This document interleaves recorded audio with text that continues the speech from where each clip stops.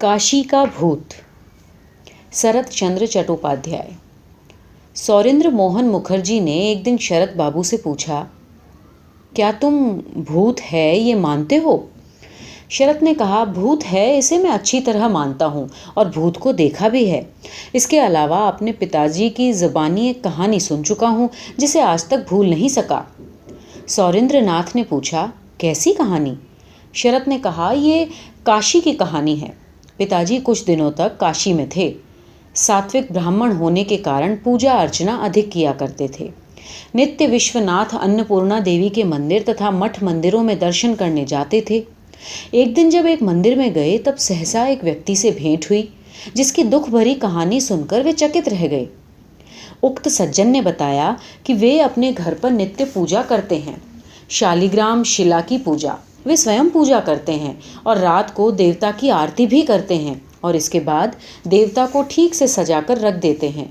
पूजा गृह में ताला बंद कर देते हैं क्योंकि विग्रह के अंग पर सोने के जेवर हैं, कहीं चोरी न हो जाए ये भय बना रहता है। रात 11-12 बजे के बीच ताला बंद पूजा गृह से आरती की घंटियां बजने की आवाज़ उन्हें बराबर सुनाई देती हैं। ताला खोलकर भीतर प्रवेश करने पर कोई दिखाई नहीं देता, जबकि विग्रह के सामने आसन और आसन के पास ही फूल, तुलसी की पत्तियां आदि उपकरण रखे हैं। समस्त उपकरण सजाकर नहीं रखे जाते। उन्हें देखने पर ऐसा लगता है जैसे कोई यहाँ बैठकर पूजा कर रहा था। यहाँ तक कि पंचपात्र में जल भी था। जबकि मैं शाम को पूजा करने के बाद सारी सामग्री यथास्थान रख देता था। उसके बाद कमरे के बाहर आकर दरवाज़ा बंद कर देता था। यहाँ तक कि मैं नित्य शालिग्राम को उनके बिछावन पर लिटाकर मसहरी गिरा देता था ताकि भगवान आराम से शयन करें। लेकिन आधी रात को ताला खोलकर देखता हूँ कि भगवान की मसहरी खुली हुई है। विग्रह के बिछोने से उठाकर आसन के सामने तांबे के बर्तन में रखा गया है। उनके ऊपर चंदन, फूल और तुलसी की पत्तियाँ हैं। जब मैं आरती करने के बाद कमरे से बाहर चला जाता हूँ तब इतनी रात गए कौन चंदन फूल ले जाता है? भगवान को बिछौने से नीचे लाकर पूजा आरती कौन करता है? आश्चर्य की बात है। और ये घटना 1-2 रोज नहीं, नित्य होती है। इस कहानी को सुनने के बाद पिताजी को कौतूहल हुआ। उन्होंने कहा, अगर आप मुझे सुयोग दें तो मैं इसका पता लगा सकता हूँ। सज्जन ने कहा, ये तो कोई भूतों की लीला है महाशय। मज़े की बात यह है कि इस घटना के कारण आज तक घर में कोई भयभीत नहीं हुआ।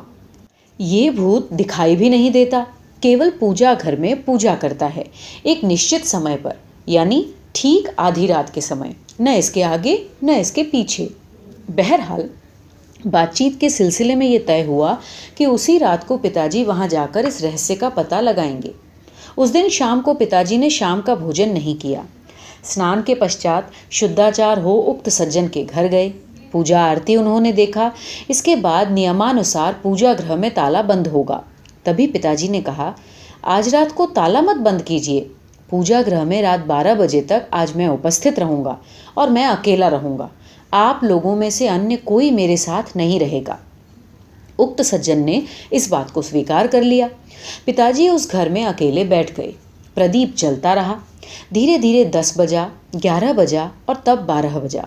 ठीक उसी समय पिताजी ने देखा, सिल्क की धोती पहने, राम नामावली चद्दर ओढ़े एक वृद्ध ब्राह्मण ने कमरे में प्रवेश किया। वे किधर से आए ये दृश्य वो देख नहीं पाए। वो एक टक ब्राह्मण की ओर देखते रहे। ब्राह्मण महाशय ने आसन बिछाया, पंचपात्र में घड़े से पानी लेकर उंडेला, तांबे का बर्तन सामने रखा। इसके बाद शैया से शालिग्राम को निकालकर उक्त तांबे के बर्तन में रखा। पास ही पिताजी बैठे हैं, इस ओर उन्होंने ध्यान भी नहीं दिया। पिताजी चुपचाप बैठे सारा कार्य देखते रहे। ब्राह्मण महाशय ने पूजा प्रारंभ की। पहले कोष से जल लेकर आचमन किया, फिर आसन शुद्धि पूजा। सचंदन फूल शालिग्राम पर चढ़ाने लगे। सविधि पूजा करते रहे। पिताजी मूर्तिवान पूजा की सारी कार्यवाही गौर से देखते रहे। इसके बाद वे आरती करने लगे। यथारीति घंटी बजाते हुए पंच प्रदीप जलाकर आरती करते रहे। इसके बाद अचानक ब्राह्मण महाशय अदृश्य हो गए। पिताजी ने पूजा घर के दरवाजे को ठेलते ही देखा कि बाहर उक्त सज्जन तथा परिवार के लोग खड़े हैं। पिताजी ने सारी घटना का विवरण सुना दिया।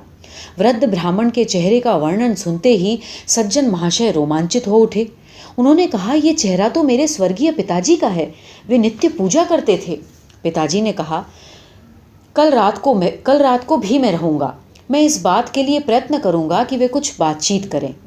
दूसरे दिन पिताजी ने जानते हैं क्या किया? उस दिन रात्रि पूजा उक्त सज्जन को उन्होंने करने नहीं दिया। आज पूजा मैं करूंगा और ये पूजा रात 11:15 बजे प्रारंभ करूंगा। प्रोग्राम के अनुसार कार्यक्रम आरंभ हुआ। पूजा गृह में पिताजी पूजा करने बैठे। आरती करते वक्त अचानक पूर्वोक्त ब्राह्मण महाशय हाजिर हुए। पिताजी ने कहा, मुझे अनुमति दीजिए, मैं आरती करूं? वृद्ध ब्राह्मण ने कहा, करो, मैं देखूंगा। पिताजी आरती करते रहे। आरती समाप्त करने के बाद पिताजी ने पूछा, आप इतना कष्ट करके इस लोक में क्यों आते हैं? वृद्ध ने उत्तर दिया, लड़का पूजा आरती करता है पर शुद्धाचार ढंग से नहीं करता। उसे चाय का नशा है, शाम को चाय पीने के बाद आरती करता है। मैं उसे मना कर दूंगा। हाँ, उसे समझा देना, ठाकुर देवता की पूजा लापरवाही से नहीं करनी चाहिए। अगर उसे पूजा करनी है तो शुद्धाचार से करनी चाहिए। केवल फूल चढ़ाने और घंटा हिलाने से देवता की पूजा नहीं होती। एक अरसे से मैं उसके अनाचार देखता आ रहा हूँ। पूजा आरती यहाँ मैं काफ़ी दिनों करता रहा हूँ। सवेरे जो लोग इस कमरे में सफाई करते हैं वे इस ओर ध्यान ही नहीं देते कि आखिर कमरे में इतने फूल क्यों बिखरे हुए हैं। इन लोगों को होश में लाने के लिए आरती के समय मैं घंटा बजाने लगा। पहले मैं घंटा नहीं बजाता था, आजकल इसलिए बजाने लगा हूँ ताकि इस ओर उनका ध्यान आकर्षित हो। आगे अन्य अनेक बातें कहने के बाद ब्राह्मण ने कहा, अगर पूजा पर विश्वास न हो तो उससे कहना कि पूजा का नाटक न करे, शालिग्राम को गंगा में प्रवाहित कराए। ये शालिग्राम कई पुष्ट से इस घर में है। इनके कारण अनेक अकल्याणों से हमारी रक्षा हुई है। शिला है ये रक्षक। अगर शिला को प्रवाहित कर देगा तो घर अरक्षित हो जाएगा, फलस्वरूप घर में अकल्याण होगा। शरद बाबू ने आगे कहा, हाँ, गया में जाकर वो अपने मृत बाप को पिंडदान दे आए, ये कोई कठिन कार्य नहीं। शरद बाबू ने कहानी का उपसंहार करते हुए कहा, पिताजी ने उक्त सज्जन को सारी बातें बताई। उक्त सज्जन ने गया जाकर मृत पिता की आत्मा की शांति के लिए पिंडदान किया और आगे चलकर शुद्धाचार से पूजा करते रहे।